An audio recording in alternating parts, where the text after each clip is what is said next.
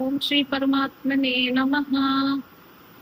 यश्चाक्षै प्राप्यते स्थानं तद्योगैरपि गम्यते। एकं सांख्यं च योगं च यः पश्यति स पश्यति।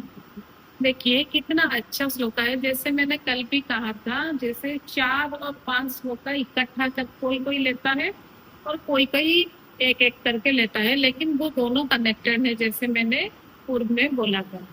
तो यहाँ पे सांख्य योग के बारे में आ रहा है, यानी भगवान ज्ञान योग के बारे में बताना चाहते हैं कि वो बाला है, यानी वो उसका बुद्धि बालक जैसा है। जो सांख्य योग यानी जो ज्ञान योग और कर्म योग का फल अलग समझता है। देखिए, अगर कोई ट्रेन में सफर कर रहा है, जो एसी में बैठा हुआ है, वो अपने गंतव्य स्थल में अगर जाना चाहे, उसको जहाँ भी जाना है वो वहीं पहुंचेगा। और जो एसी पे नहीं बैठा है, जिसने स्लीपर का भी लिया है, वो भी वही वहीं पे पहुंचेगा। इसमें कोई अंतर नहीं कि वो एसी जो लिया है वो न्यू दिल्ली पहुंचेगा और जो दिल्ली जाने वाले स्लीपर कोच में जो बैठे हैं वो नहीं पहुंचेगा। ऐसे ही भगवान कहना चाहते हैं कि जो सांख्य योग है, जो ज्ञान योग है, वो तो आपको रिजल्ट देगा ही देगा, फल निश्चय नासवान फल देगा। लेकिन क्या होता है कि मनुष्य के मन में ऐसा आता है कि भक्ति के द्वारा भगवान प्राप्त होते हैं, सही है। ज्ञान के द्वारा भगवान प्राप्ति होती है, ये भी सही है। लेकिन कर्म के द्वारा सचमुच भगवान प्राप्त होते हैं? क्योंकि हमें तो पता है कर्म करने के बाद बंधन में आ जाते हैं मनुष्य।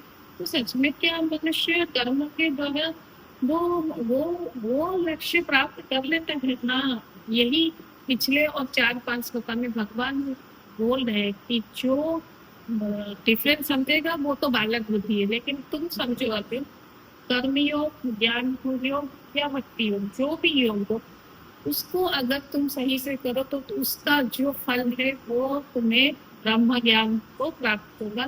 तुम्हें ब्रह्म की लक्ष्य और परमात्मा का परिचय मिलेगा और तुम्हें आत्म साक्षात्कार का भी लाभ होगा। फिर बोलते हैं वो च पश्यति सो पश्यति। बहुत बार आपने देखा होगा, जिन्होंने गीता का अध्ययन करते हैं, ये श्लोका को वो रट के रखते हैं, हमेशा बोलते हैं च पश्यति च पश्यति।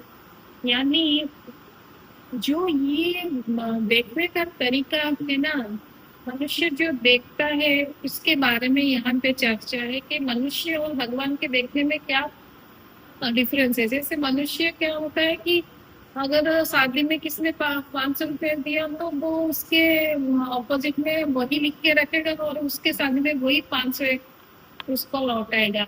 ये मनुष्य का बुद्धि है। लेकिन जो भगवान है उनका जो देखने का तरीका वो बिल्कुल ऐसा नहीं है। उनका समत्व भाव है, यानी वो देवता के लिए जो भाव है वो राक्षस के लिए भी वही भाव है।